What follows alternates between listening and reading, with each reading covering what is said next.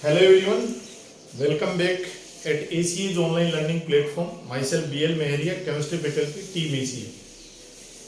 Class 12 के chemistry में chapter number 6 metallurgy चल रहा है। आज है उसका लेक्चर नंबर 30। हम लोग क्या पढ़ रहे थे? हम लोग इस चैप्टर में जो भी और होता था हमारा, उसके 3 प्रोसेस हुआ करते थे। 3 प्रोसेस क्या था? सबसे पहला जो प्रोसेस हुआ करता था उसको हम बोलते थे concentration of ore.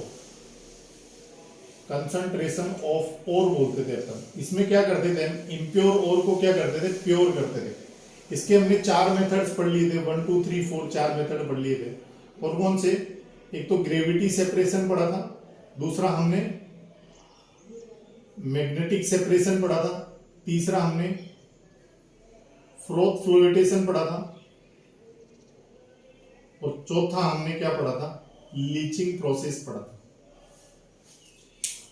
Gravity separation में कौन कौन से ओर्स को सेपरेट किया जा सकता है? ऑक्साइड ओर और कार्बोनेट ओर्स को सेपरेट किया जा सकता है। इसका दूसरा नाम हाइड्रोलिक वॉशिंग भी होता था। लाइटर इंप्योरिटी जो थी वो हाई स्पीड ऑफ वाटर से वॉश आउट कर दी जाती थी। मैग्नेटिक सेपरेशन में हमने SnO2 जो ओर था, कैसीटेराइट, ये टिन का ओर है, इसमें प्रेजेंट जितनी इंप्योरिटीज थी like Fe2O3 and FeWO4, haematite और वोल्फ्रेमाइट को क्या कर दिया था? अलग कर दिया था। फ्रोथ फ्लोटेशन मेथड जो है वो सल्फाइड ओर्स के लिए होता है सूटेबल, लाइक PbS, ZnS और Cu2S, इनके लिए सूटेबल होता है। इसमें हम क्या करते थे? जो ओर होता था वो ऑयल के ऊपर फ्रोथ बना लेता था, झाग बना लेता था, उसको मथ कर अलग कर देते थे। लीचिंग प्रोसेस जो होता था उसमें हमने एल्यूमिनियम के लिए लीचिंग पढ़ा, Ag के लिए लीचिंग पढ़ा और Au के लिए लीचिंग पढ़ा। एल्यूमिनियम के जो लीचिंग प्रोसेस थे उसको हमने 3 पार्ट्स में डिवाइड किया था। 3 पार्ट्स में एल्यूमिनियम का लीचिंग पढ़ा था हमने। कौन कौन से 3 पार्ट थे? पहला प्रोसेस था सर बेयर का प्रोसेस। बेयर में हमने रिएजेंट यूज किया था NaOH।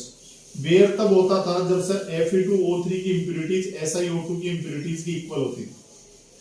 दूसरा प्रोसेस पढ़ा था सर हमने होल्स प्रोसेस। होल्स प्रोसेस में क्या काम में लिया था? Na2CO3 काम में लिया था। ये कब होता था? जब आयरन ऑक्साइड जो है Fe2O3, इसकी इंप्योरिटीज ज्यादा हो किससे? SiO2 से। और इसका तीसरा प्रोसेस पढ़ा था सर हमने क्या? सरपेक मेथड पढ़ा था। सरपेक में हमने क्या काम में लिया था? N2 और कार्बन काम में लिया था। ये तब होता था जब SiO2 की इंप्योरिटीज ज्यादा होती थी किससे? Fe2O3 से। Ag और Au के लिए हमने कौन सा रिएजेंट काम में लिया था? NaCN काम में लिया था। इसके 2 प्रोसेस नाम होते थे, एक तो साइनाइड प्रोसेस बोलते थे और दूसरा इसको हम क्या बोलते थे? हाइड्रोमेटलर्जी बोलते थे सर। इसके बाद हमने सेकंड प्रोसेस पढ़ा सर। सेकंड प्रोसेस में हमने क्या सीखा? सेकंड प्रोसेस में हमने सीखा कि जो प्योर ओर होता है, ये जो प्योर ओर था, सबसे पहले इस प्योर ओर को हमने किस में कन्वर्ट किया? मेटल के ऑक्साइड में कन्वर्ट किया। मेटल के ऑक्साइड में कन्वर्ट करने के यहां से हमने 2 तरीके सीखे। कौन कौन से तरीके सीखे? एक तो सीखा कैल्सिनेशन और दूसरा कौन सा सीखा सर? रोस्टिंग सीखा। कैल्सिनेशन जो था सर वो एब्सेंस ऑफ एयर में होता था सर, और रोस्टिंग जो था वो किस में होता था? प्रेजेंस ऑफ एयर में होता था सर।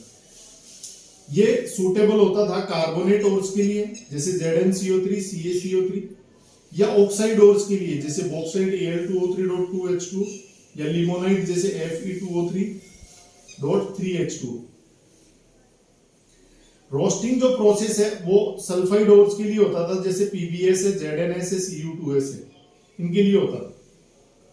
यानी कैल्सिनेशन और रोस्टिंग जो 2 प्रोसेस हमने पढ़े थे, कैल्सिनेशन और रोस्टिंग, उससे हमने क्या कर लिया था? उससे हमने प्योर ओर को कन्वर्ट कर लिया मेटल के ऑक्साइड में। अब मेटल के ऑक्साइड को हमने कन्वर्ट कर लिया था मेटल में, लेकिन मेटल पूरी तरह प्योर नहीं हुई थी। कैसी थी ये? इम्प्योर थी। यहां रिडक्शन किया हमने, और रिडक्शन के कितने तरीके पढ़े? हमने रिडक्शन के 4 तरीके पढ़े। कौन कौन से पढ़े? सबसे पहला पढ़ा सर स्मेल्टिंग। रिड्यूसिंग एजेंट कौन होता है? कार्बन होता है रिड्यूसिंग एजेंट। दूसरा पढ़ा सर हमने एल्यूमिनोथर्मिट। नाम से ही पता चल रहा है एल्यूमिनोथर्मिट का मतलब रिड्यूसिंग एजेंट कौन लिया? एल्यूमिनियम लिया। तीसरा हमने पढ़ा ऑटो रिडक्शन। ऑटो में क्या होता था? सल्फाइड और जो होता था वही रिड्यूसिंग एजेंट का काम करता था। और चौथा हमने पढ़ा था क्या? Electrolytic reduction.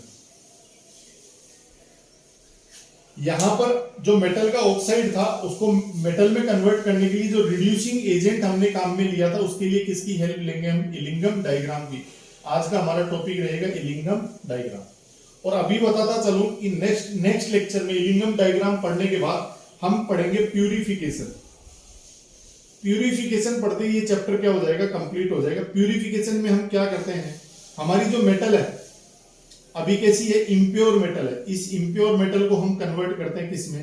प्योर मेटल में कन्वर्ट करते हैं, प्योर मेटल में। इसके खूब सारे मेथड्स हैं, डिस्टिलेशन है, लिक्वेशन है, जॉन रिफाइनिंग है, और फिर वेपर फेज रिफाइनिंग है जिसके दो प्रोसेस है, मोल्ड प्रोसेस और वन ऑर्गेल प्रोसेस है। क्रोमेटोग्राफी है, क्रोमेटोग्राफी के बाद में इलेक्ट्रोलिटिक प्यूरिफिकेशन है, और फिर लास्ट में पढ़ेंगे पोलिंग प्यूरिफिकेशन। यानी 6-7 मेथड पढ़ेंगे प्यूरिफिकेशन मेथड में अपन। फिर चैप्टर अपना क्या हो जाएगा? कंप्लीट। आज का जो हमारा टॉपिक रहेगा वो रहेगा इलिंगम डायग्राम। आइए समझते हैं क्या होता है ये इलिंगम डायग्राम। तो आज का हमारा टॉपिक है इलिंगम डायग्राम।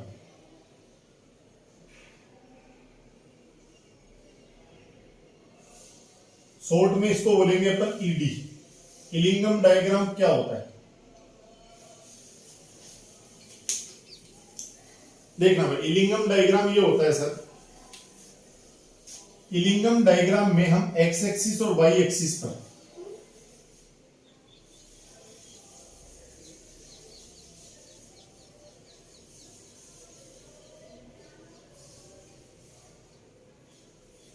एक कर्व होता है sir. Ellingham diagram is a curve which is plotted between delta G and temperature.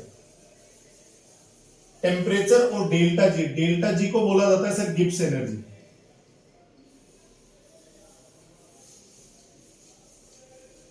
इधर गिब्स एनर्जी वाई एक्सिस पर लिया मैंने, इधर क्या लिया? टेम्परेचर केल्विन में लिया। यहां टेम्परेचर 0 केल्विन है, फिर 200 है, 400 है, 600 है, 800 है, 1000 है, 1200 है, 1400 है, 1600 है, 1800 है, 2000 केल्विन है। यानी 200 केल्विन, फिर 400 kelvin, 600 kelvin, 800 kelvin, 1000 kelvin, 1200 kelvin, 1400 kelvin, 1600 kelvin, 1800 kelvin, 2000 kelvin. ये केल्विन में लिया मैंने। टेम्परेचर जो लिया है वो किस में लिया है? केल्विन में। और गिब्स एनर्जी में ले रहा हूं किलो जूल पर मोल में ले रहा हूं। ये वाई एक्सिस पर। मेटल के ऑक्साइड्स के यहां ग्राफ बनाए जाते हैं सर। ये इलिंगम डायग्राम में अब जो ग्राफ बनाएंगे वो रटने हैं क्या? नहीं रटने।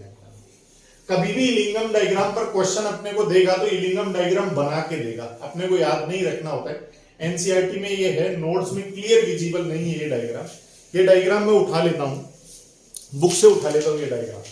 जैसे ये वाला डायग्राम है, इलिंगम डायग्राम है, ये इलिंगम डायग्राम है, इसको मैं उठा लेता हूं। इलिंगम डायग्राम जो है उसमें क्या है, फिर क्या खास बातें होती है वो समझा दूंगा मैं। क्रोमियम जो है ना, क्रोमियम, उसका इलिंगम डायग्राम कुछ इस तरह से है। ये क्रोमियम का इलिंगम डायग्राम है। लिखा हुआ है, रिएक्शन लिखी हुई है, सी कैल्शियम प्लस O2 से CaO बन रहा है। फिर मैग्नीशियम जो है उसका इलिंगम डायग्राम कुछ इस तरह से है। ये इलिंगम डायग्राम है मैग्नीशियम का, Mg प्लस O2 से कन्वर्ट हो रहा है ये MgO में। उसके बाद है एल्यूमिनियम का। एल्यूमिनियम का इलिंगम डायग्राम कुछ इस तरह से है। ये डायग्राम है Al प्लस O2 से Al2O3 का डायग्राम है।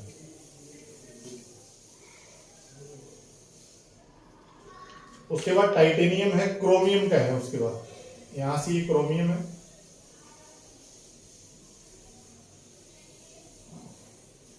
Cr प्लस O2 से कन्वर्ट हो रहा है, ये Cr2O3 में कन्वर्ट हो रहा है। क्रोमियम के बाद है आयरन का, Fe प्लस O2 से Fe3O4 है। Fe प्लस O2 से Fe2O3 है, Fe2O3 है। उसके बाद है C प्लस O2 से CO है, इस तरह से इलिंगम डायग्राम होता है। इतना अपन सफिशिएंट इंफॉर्मेशन है। अब इलिंगम डायग्राम पर जो फर्स्ट क्वेश्चन पूछा जाता है वो क्या पूछा जाता है कि इलिंगम डायग्राम होता क्या है? What is Ellingham diagram?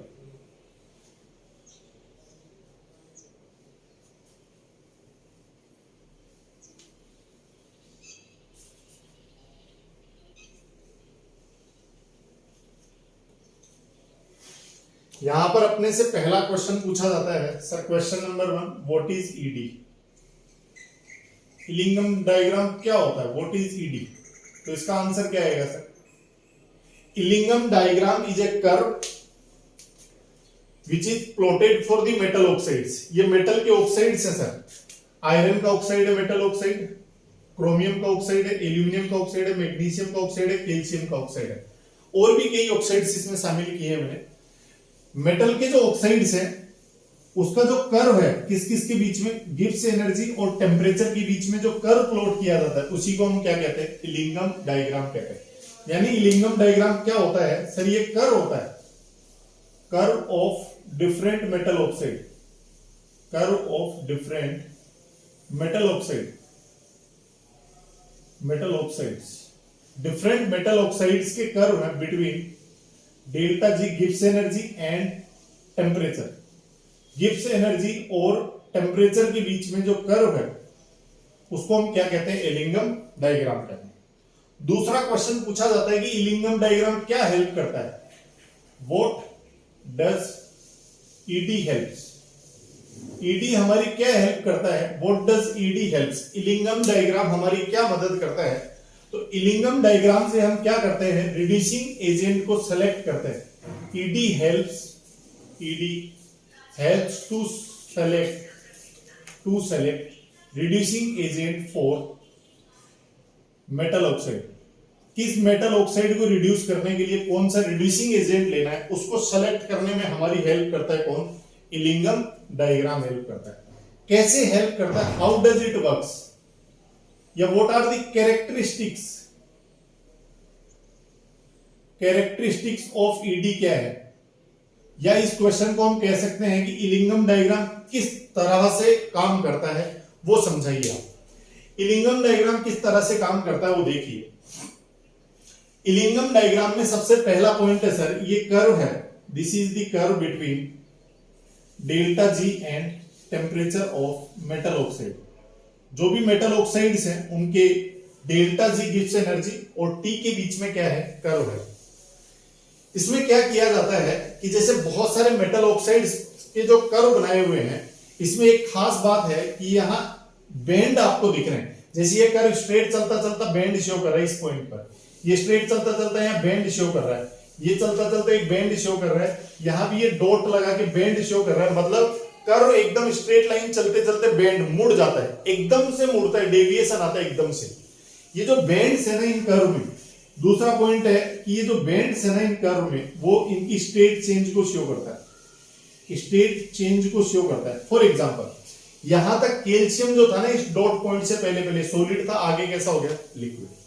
Magnesium इस डॉट पॉइंट तक तो सॉलिड था, आगे कैसा हो गया? लिक्विड कन्वर्ट हो गया। यहां तक एल्यूमिनियम सॉलिड था, फिर लिक्विड में, फिर सॉलिड था लिक्विड, सॉलिड था लिक्विड, यानी इनका जो बेंड है वो स्टेट चेंज को क्या करता है? शो करता है।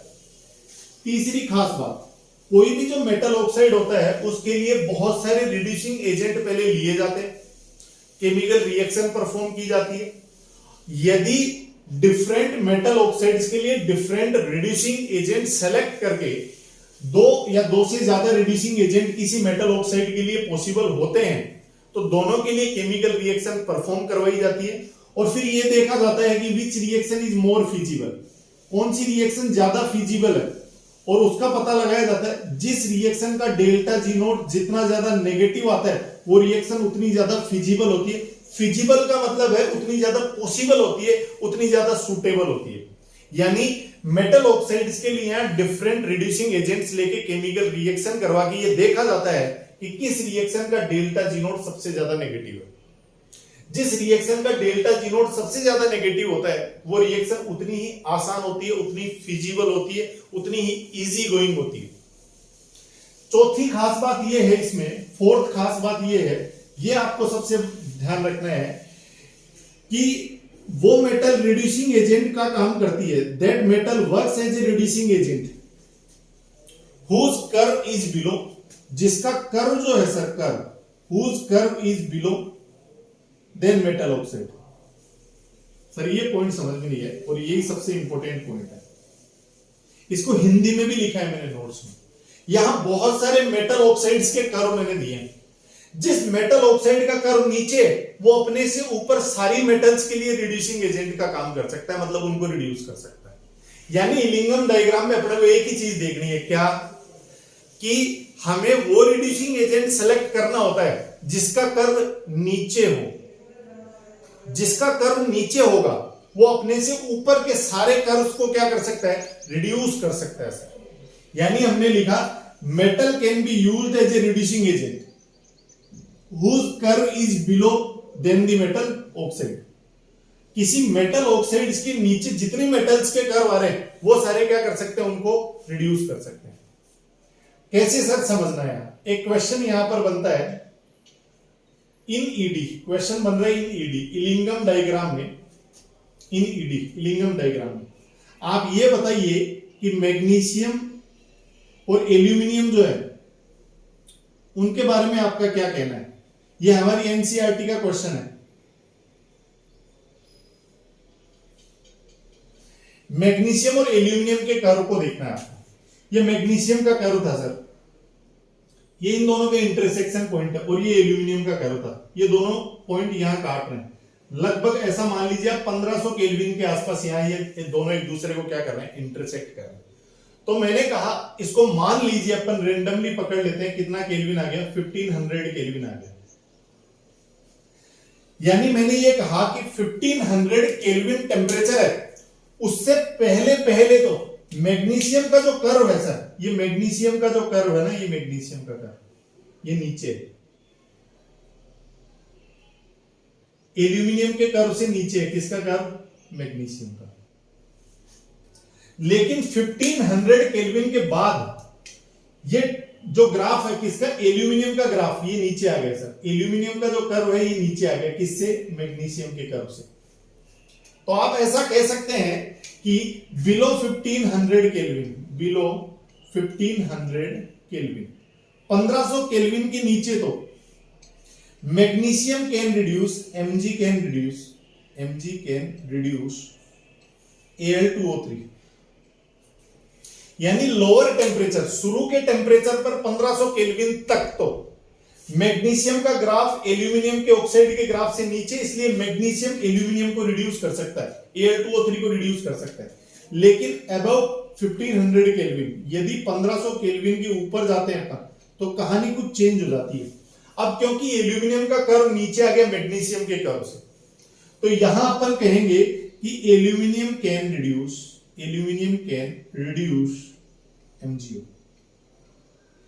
मैग्नीशियम के ऑक्साइड को भी एल्यूमिनियम रिड्यूस कर सकते हैं। Aluminium can be used as a reducing agent for MgO। अपनी एनसीईआरटी में क्वेश्चन किस तरह है, अपनी एनसीईआरटी में क्वेश्चन ये है, क्या MgO के लिए एल्यूमिनियम को एज ए रिड्यूसिंग एजेंट आप यूज कर सकते हैं?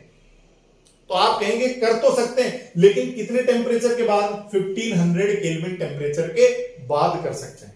यदि क्वेश्चन पूछा जाए कि एल्यूमिनियम के ऑक्साइड के लिए मैग्नीशियम को रिड्यूसिंग एजेंट यूज में ले सकते हैं, आप कहेंगे ले तो सकते हैं, लेकिन 1500 केल्विन से पहले पहले के टेम्परेचर तक ले सकते हैं, क्योंकि 1500 केल्विन से पहले पहले मैग्नीशियम का जो कर्व है वो एल्यूमिनियम के कर्व से नीचे है, और इलिंगम डायग्राम में जिसका कर्व बिलो है, नीचे है, वो अपने से ऊपर वाले सारे ऑक्साइड्स को, सारे मेटल के ऑक्साइड को क्या कर सकता है, रिड्यूस। यानी 1500 केल्विन से नीचे नीचे ये मैग्नीशियम एल्यूमिनियम को रिड्यूस कर सकता है। मैग्नीशियम जो है वो क्रोमियम को भी रिड्यूस कर सकता है, आयरन को भी रिड्यूस कर सकता है। उसके बाद देखा जाता है कि कौन मार्केट में अवेलेबल कितना है। अब देख सकते हैं क्रोमियम को ये तीनों के तीनों, एल्यूमिनियम भी रिड्यूस कर सकता है, मैग्नीशियम भी कर सकता है, कैल्शियम भी कर सकता है, क्योंकि तीनों के कर्व इस क्रोमियम से नीचे है। लेकिन कैल्शियम और मैग्नीशियम की अवेलेबिलिटी उतनी ज्यादा नहीं है, नेचर में इतना ज्यादा मिलता नहीं है। इसको काम में लेंगे ना इन दोनों को, तो कॉस्टिंग बढ़ जाएगी। एल्यूमिनियम इजीली अवेलेबल होता है, इसलिए हम एल्यूमिनोथर्मेट में क्रोमियम को रिड्यूसिंग एजेंट, क्रोमियम के ऑक्साइड Cr2O3 के लिए एल्यूमिनियम को रिड्यूसिंग एजेंट सेलेक्ट किए थे, याद कीजिए एल्यूमिनोथर्मेट में। मैग्नीज का कर्व भी यहां कहीं मिलेगा आपको Mn का, तो MnCr दोनों के लिए aluminium as a reducing agent अपन ने काम में लिया। तो क्वेश्चन पूछा जाए क्या मैग्नीशियम को रिड्यूसिंग एजेंट काम में ले सकते हैं Al2O3 तक? ले सकते हैं सर, Al2O3 के लिए ले सकते हैं 1500 केल्विन तक, तो ये रिड्यूस करेगा Mg, लेकिन 1500 के बाद कहानी उल्टी हो जाएगी, अब एल्यूमिनियम मैग्नीशियम के ऑक्साइड को रिड्यूस करने लग जाएगा।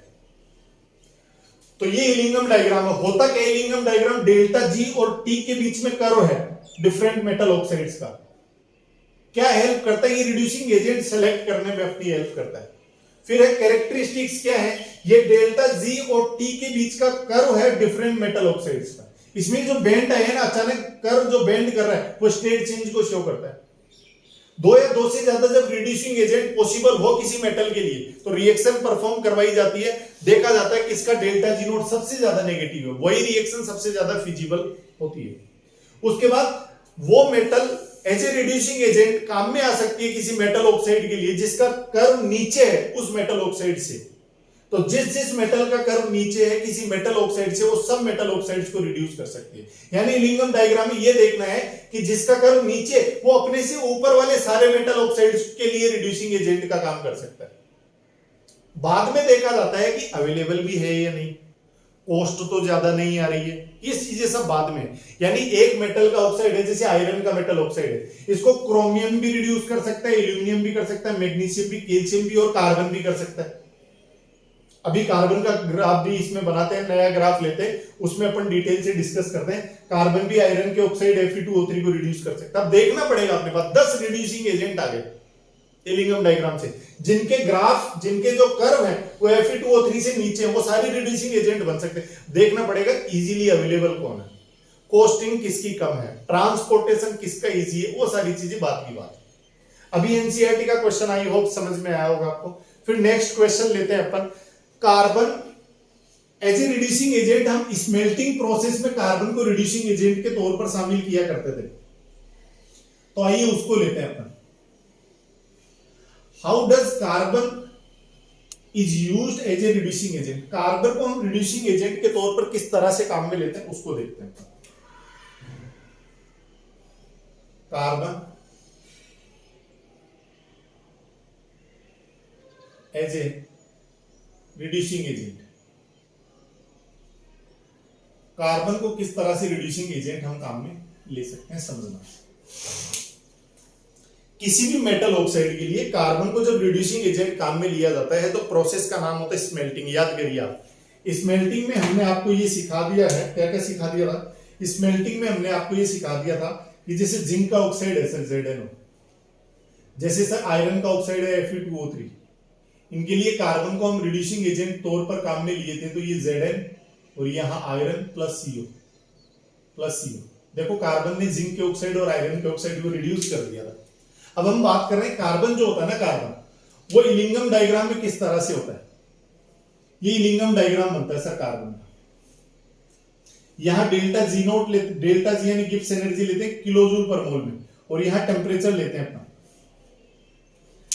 कार्बन जो होता है ना सर, कार्बन ऑक्सीजन की प्रेजेंस में जब आता है तो यहां ये बनाता है CO भी बनाता है। कार्बन जो होता है सर ऑक्सीजन की प्रेजेंस में CO2 भी बनाता है, और कार्बन जो होता है ना सर CO, वो O2 की प्रेजेंस में CO2 भी बनाता है सर। देख सकते हैं कार्बन का यदि इनकम्प्लीट कंबशन होगा, या यदि ऑक्सीजन की प्रेजेंस इनकम्प्लीट है, ऑक्सीजन की इनकम्प्लीट प्रेजेंस में कार्बन जो है वो CO में कन्वर्ट होता है। कार्बन O2 की यदि कंप्लीट प्रेजेंस है तो वो कन्वर्ट हो जाता है सर किसमें, CO2 में कन्वर्ट हो जाता है। और CO जो है कार्बन मोनोऑक्साइड, ये O2 की प्रेजेंस में क्या बना लेता है, CO2 बना लेता है सर। ये जो कार्बन है ये 3 केमिकल रिएक्शन परफॉर्म कर रहा है, तीनों में CO CO2 CO2 बन रहा है, यानी कार्बन का ऑक्साइड बन रहा है। ये तीनों के जो ग्राफ है ये कुछ इस तरह से बनते हैं सर, ये तीनों के ग्राफ इस तरह से बनते हैं, और तीनों का जो इंटरसेक्शन पॉइंट है वो लगभग रहता है 983 केल्विन के आसपास, 1983 केल्विन के आसपास रहता है।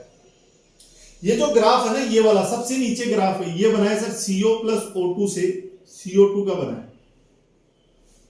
ये बीच वाला जो ग्राफ बनाइए सर बनाए C+O2 से CO2 का ग्राफ बना, और ऊपर जो ग्राफ बनाइए बनाए सर C+O2 से किसका ग्राफ बनाए, CO का ग्राफ बनाए।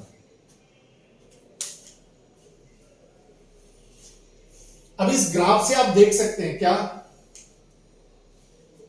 कि 983 से पहले 983 से जो पहले किसका ग्राफ सबसे नीचे है सर, सबसे नीचे जो ग्राफ है वो सर किसका है, CO का ग्राफ सबसे नीचे है सर, CO का। तो बेटर रिड्यूसिंग एजेंट जो है सर 983 से पहले अच्छा रिड्यूसिंग एजेंट होता है CO। CO is better. यहां से मैंने कंक्लूजन निकाल लिया सर, कंक्लूजन मैंने क्या निकाल लिया, कंक्लूजन ये निकाला मैंने एट लोअर टेम्परेचर, और कितना lower sir, below 983 kelvin, 983 kelvin से नीचे, क्योंकि सर CO का ग्राफ इन तीनों में सबसे नीचे, तो CO is good reducing agent, CO is better reducing agent, CO अच्छा रिड्यूसिंग एजेंट होता है सर। लेकिन हायर टेम्परेचर पर, एट हायर टेम्परेचर कितना सर, हायर टेम्परेचर है अबव 983 केल्विन, 983 केल्विन से ऊपर के टेम्परेचर पर कौन अच्छा रिड्यूसिंग एजेंट है। तो आप देख सकते हैं अब जो CO का ग्राफ है वो तो सबसे ऊपर चला गया, लेकिन इससे नीचे दो ग्राफ रह गए सर, और दोनों किसके हैं, कार्बन के हैं। कार्बन का कंप्लीट कंबशन और कार्बन का इनकम्प्लीट कंबशन, दोनों के ग्राफ नीचे आ गए सर। ये दोनों के ग्राफ, इस CO के ग्राफ से दोनों के ग्राफ, कार्बन के ग्राफ नीचे आ गए, यानी at higher temperature above 983 kelvin carbon यानी कोक यानी कार्बन, वो क्या है, carbon as a coke is better reducing. I hope आपको ये क्वेश्चन भी समझ में आया होगा। इसके बाद एक और क्वेश्चन लेते हैं लिंगम डायग्राम में, यानी क्वेश्चन पूछेगा तो इस तरह की ग्राफ दे देके आपको क्वेश्चन पूछेगा। एक और क्वेश्चन ले लेते हैं इसमें,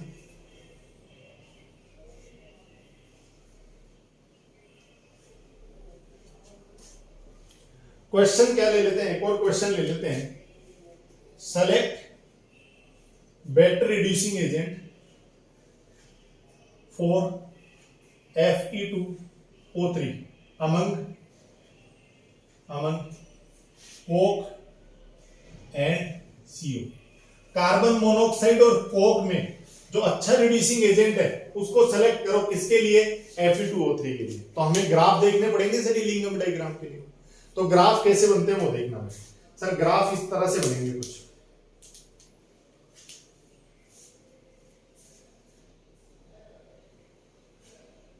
इधर मैंने ले लिया डेल्टा G नोट और इधर मैंने क्या ले लिया, टेम्परेचर ले लिया। तीनों के ग्राफ तो एज इट इज ऐसे कैसे आ ही रहे थे सर, यानी एक ग्राफ तो मैंने बना लिया किसका सर, CO का, दूसरा ग्राफ मैंने बना लिया सर किसका, कार्बन का, और एक ग्राफ में बना लेता हूं सर किसका, आयरन के ऑक्साइड का। यहां आयरन का ये ऑक्साइड जो है, ये आयरन का ऑक्साइड है, यहां से स्टेट चेंज शो कर रहा है, ये आयरन का ऑक्साइड है। यानी आप देख सकते हैं यहां जो मैंने ग्राफ बनाए, ये वाला ग्राफ बनाया C+O2 से, किसका ग्राफ बनाया, CO का ग्राफ बनाया। ये वाला ग्राफ बनाया मैंने CO प्लस किससे, O2 से, क्या, CO2 का ग्राफ बनाया। और ये वाला ग्राफ बनाया मैंने किसका, आयरन प्लस O2 से Fe2O3 का ग्राफ बनाया। इन तीनों का जो इंटरसेक्शन पॉइंट है, अब आयरन को लेने के साथ बहुत से बच्चे कंफ्यूज होते हैं सर, कार्बन का आपस में इंटरसेक्शन पॉइंट 983 केल्विन था, अब आयरन को लेते ही इंटरसेक्शन पॉइंट 1083 केल्विन हो जाता है, 1083 केल्विन। क्या सर ये वैल्यूज याद करनी है, याद नहीं करनी है वैल्यूज, आपको तो लोअर टेम्परेचर और हायर टेम्परेचर याद रखना है बस। 1083 केल्विन से पहले आप देख सकते हैं आयरन का ये जो कर्व है, ये जो आयरन का कर्व है ना, ये Fe2O3 कर्व, इसके नीचे कौन है, इसके नीचे CO है सर। इसीलिए CO बेटर रिड्यूसिंग एजेंट होता है, यानी CO इस आयरन को क्या कर देगा, रिड्यूस कर देगा सर। यानी हमने कहा at lower temperature, at lower temperature, कितना lower sir, below 1083 kelvin, 1083 kelvin से पहले, या 1073 के आसपास होता है, ये वैल्यूज आपको याद नहीं कर रखनी, जो भी है वो देख लेना, 1073 या 1083 के आसपास ये टेम्परेचर है। 1073 या 1083 केल्विन से नीचे कौन बेटर रिड्यूसिंग एजेंट है sir, CO is better reducing agent, CO is better reducing agent for Fe2O3 for Fe2O3। दूसरी बात करते हैं at higher temperature. At higher temperature, higher temperature क्या सर? अबव 1073 है तो 1073, 83 है तो 83 देख लेना। कौन सर? कोक। कोक यानी क्या? Carbon is used as better reducing agent for Fe2O3। Fe2O3 के लिए कोक जो है वो बेटर रिड्यूसिंग एजेंट है। 1083 के बाद आप देखेंगे तो ये वाला जो ग्राफ है सर, ये वाला ग्राफ, ये किसका ग्राफ था? ये कोक यानी कार्बन का ग्राफ था। अब ये नीचे आ गया आयरन के ऑक्साइड से, अब ये इसको रिड्यूस करेगा क्योंकि CO का ग्राफ जो है, CO का ग्राफ तो इससे ऊपर निकल गया सर, ये अब रिड्यूस नहीं करेगा, ये तो ऊपर निकल गया आयरन के ऑक्साइड से। तो 1073 के बाद ये रिड्यूस नहीं करेगा। अब रिड्यूस कौन करेगा? अब सर रिड्यूस करेगा कौन? कोक रिड्यूस करेगा। ये इलिंगम डायग्राम की खूबसूरती है। आई होप आपको इलिंगम डायग्राम समझ में आया होगा। इलिंगम डायग्राम की एक कमी है सर, क्वेश्चन मिलेगा आपको, write the limitation of Ellingham diagram. तो यहां पढ़ते हैं limitations of ED. Ellingham diagram की क्या कमियां रहती हैं सर? इलिंगम डायग्राम की दो कमियां हैं सर। पहली कमी क्या है सर? इलिंगम डायग्राम जो होता है वो हमें ये तो बताता है कि किस मेटल ऑक्साइड के लिए कौन सा रिड्यूसिंग एजेंट लेना है। मेटल ऑक्साइड के साथ रिड्यूसिंग एजेंट लेकर चले तो रिएक्शन फिजिबल होगी या नहीं, यानी ये रिड्यूसिंग एजेंट जो भी हम सेलेक्ट करते हैं उसके थर्मोडायनेमिक्स की बात तो करता है। थर्मोडायनेमिक्स तो समझाता है। थर्मोडायनेमिक्स का मतलब है सर ये डेल्टा जी नोट तो समझाता है कि जिसका डेल्टा जी नोट नेगेटिव होगा थर्मोडायनेमिकली वो रिएक्शन उतनी फिजिबल होगी। ये तो ये एक्सप्लेन करता है थर्मोडायनेमिक्स तो, कि कौन से रिड्यूसिंग एजेंट के साथ में कौन सी रिएक्शन का डेल्टा जी नोट कितना ज्यादा नेगेटिव है, वो रिएक्शन कितनी ज्यादा फिजिबल है, यानी उसके थर्मोडायनेमिक्स को तो समझाता है वो। लेकिन उस रिड्यूसिंग एजेंट का जो काइनेमेटिक्स है सर, काइनेमेटिक्स को नहीं समझाता सर। ये काइनेमेटिक्स क्या होता है? काइनेमेटिक्स केमिस्ट्री की वो ब्रांच होती है जिसमें हम उस रिएक्शन की स्पीड वगैरह को पढ़ता है। ये स्पीड के बारे में कुछ भी नहीं बताता, यानी काइनेमेटिक्स को एक्सप्लेन नहीं करता कि कौन से रिड्यूसिंग एजेंट को सेलेक्ट करके उस रिएक्शन को फास्ट या स्लो करना है। रिएक्शन किस वेलोसिटी से या किस स्पीड से अकर करेगी, रिएक्टेंट से प्रोडक्ट कितने फास्ट या कितने स्लो मिलेंगे, यानी काइनेटिक्स से के बारे में ये एक्सप्लेन नहीं करता। किस पाथ से होकर रिएक्शन जा रहा है, कौन सी मैकेनिज्म को फॉलो कर रहा है, कौन सा कैटलिस्ट वगैरह लेना है, इसको ये बिल्कुल भी एक्सप्लेन नहीं करता। ये तो उसकी फिजिबिलिटी को बताता है कि रिड्यूसिंग एजेंट कौन सा लें तो रिएक्शन पॉसिबल है, कौन सा लें तो रिएक्शन पॉसिबल नहीं है। दूसरी सबसे बड़ी कमजोरी ये है कि ये जो पूरी की पूरी इलिंगम डायग्राम है ये गिब्स हेल्महोल्ट्ज इक्वेशन होती है। Delta G note is equal to होता है माइनस RT ln K। इस इक्वेशन पर होती है, ये पूरी की पूरी बेस्ड होती है। Ellingham diagram is based upon the Gibbs energy delta G note is equal to RT ln K। और ये जो K है इसको बोलते हैं अपन इक्विलिब्रियम कांस्टेंट, इसको बोलते हैं EQB, इक्विलिब्रियम कांस्टेंट बोलते हैं इसे। कोई भी सॉलिड प्रोडक्ट या रिएक्टेंट होता है उसके लिए K की वैल्यू को 1 लिया जाता है सर, यूनिटी लिया जाता है। यूनिटी सॉलिड या लिक्विड की कंसंट्रेशन को लिया जाता है सर। और जब यूनिटी ले लेंगे अपन सॉलिड या लिक्विड की कंसंट्रेशन को, यूनिटी जब लेते हैं अपन 1 जब लेते हैं तो ln K की वैल्यू 1 रखती है। यहां ln K की वैल्यू ln 1 हो जाएगा और ln 1 की वैल्यू 0 होती है सर। log 1 की वैल्यू 0 हो जाएगी, यानी जब भी K की वैल्यू 1 लेते हैं, जो कि हम इक्विलिब्रियम पर सॉलिड की कंसंट्रेशन को यूनिटी यानी 1 लेकर चलेंगे, ये इसका एक्सप्लेनेशन मैं chapter number 3 electrochemistry 12th class में ही दूंगा कि जब भी इक्विलिब्रियम होता है वहां पर सॉलिड की कंसंट्रेशन को यूनिटी यानी 1 लिया जाता है। यानी Ellingham diagram is based upon the Gibbs energy delta G nought equals to minus R universal gas constant T temperature log, ये ln नेचुरल log है और ये K है। यदि K की वैल्यू को सॉलिड के लिए 1 ले लिया जाए तो log 1 जो होता है ना ln K में, K की वैल्यू 1 रख दूं, log 1 ये ln 1 है। ये ln 1 जो है सर, ln 1 की वैल्यू 0 होती है, इसमें ln 1 0 रखती है, पूरा डेल्टा जी नोट कैसा बन जाएगा? ये डेल्टा जी नोट बन जाएगा कैसा? 0। इसका मतलब ये रिएक्शन या ये इक्वेशन वहां काम नहीं करेगी, यानी इक्विलिब्रियम पर जब सॉलिड रिएक्टेंट या सॉलिड प्रोडक्ट जो होता है उसके लिए कंसंट्रेशन को यूनिटी लेने पर ये इक्वेशन फेल कर जाती है। इलिंगम डायग्राम वहां अपनी कोई हेल्प नहीं करता। दो प्रोसेस पूरे कर दिए मैंने। पहला कंसंट्रेशन ऑफ ओर पूरा कर दिया जिसमें ओर में प्रेजेंट इंप्योरिटीज को हमने हटा दिया। दूसरा प्रोसेस कंप्लीट कर दिया, मेटल के ओर को हमने मेटल के ऑक्साइड में बदला कैल्सिनेशन रोस्टिंग से। फिर मेटल के ऑक्साइड को हमने मेटल में रिड्यूस कर लिया 4 मेथड से, स्मेल्टिंग, एल्यूमिनोथर्मिक, ऑटो रिडक्शन और इलेक्ट्रोलिटिक रिडक्शन। रिड्यूसिंग एजेंट को सेलेक्ट किया जाता है एलिंगम डायग्राम से। आज मैंने एलिंगम डायग्राम हेल्प कर दिया है रिड्यूसिंग एजेंट को सेलेक्ट करने में। क्या होता है एलिंगम डायग्राम, क्या हेल्प करता है, किस किस के बीच का कर्व प्लॉट करता है, क्या कैरेक्टरिस्टिक्स होती हैं, क्या लिमिटेशंस होती हैं, क्या ध्यान रखना है। मैग्नीशियम एल्यूमिनियम का ध्यान रखना 1500 केल्विन के आसपास। 1500 से पहले मैग्नीशियम एल्यूमिनियम को रिड्यूस करता है, 1500 के बाद एल्यूमिनियम मैग्नीशियम को रिड्यूस करने लग जाता है। कार्बन में तीनों में आपस में देखना, कोक और कार्बन मोनोऑक्साइड सीओ में लोअर टेम्परेचर पर सीओ बेटर रिड्यूसिंग एजेंट होता है, हायर टेम्परेचर पर कोक रिड्यूसिंग एजेंट अच्छा होता है, ग्राफ से पता चल रहा है। आयरन के लिए Fe2O3 के लिए 1073 मान लो इसको, या 83 भी हो सकता है, नोट्स में देख लेना। 1073 से पहले तो सीओ बेटर रिड्यूसिंग एजेंट है और अबव टेम्परेचर पर बेटर रिड्यूसिंग एजेंट कौन है, कोक। लिमिटेशन 2 है, कौन सी रिएक्शन कितनी फिजिबल हो वो तो बताता है। थर्मोडायनेमिक्स तो ये एक्सप्लेन करता है, काइनेटिक्स एक्सप्लेन नहीं करता, स्पीड वगैरह मैकेनिज्म वगैरह नहीं बताता। दूसरा, ये इस equation delta G naught is equal to minus RT/ln K पर बेस्ड होता है। जहां K की वैल्यू 1 होती है इक्वेशन क्या कर जाती है, फेल कर जाती है। कभी भी क्वेश्चन आपको पूछेगा एलिंगम डायग्राम पर, तो एलिंगम डायग्राम आपको देगा या थ्योरेटिकल क्वेश्चन पूछेगा। एलिंगम डायग्राम क्या होता है, क्या लिमिटेशन, किस तरह काम करता है, कौन सा बेटर रिड्यूसिंग एजेंट है, तो ये डायग्राम वगैरह देख के नीट में, जेई में खूब क्वेश्चंस पूछे जाते हैं, इस पर आप क्वेश्चन सोल्व भी कर सकते हैं। तो आज हमने सेकंड प्रोसेस कंप्लीट कर लिया। अब थर्ड प्रोसेस बचता है कौन सा, प्यूरिफिकेशन ऑफ मेटल्स, जहां हम इम्प्योर मेटल को प्योर मेटल में कन्वर्ट करेंगे। टोटल 7 टेक्निक्स एंड 7 मेथड्स हैं, वो अपन डिस्कस करेंगे नेक्स्ट लेक्चर में। Till then tata bye.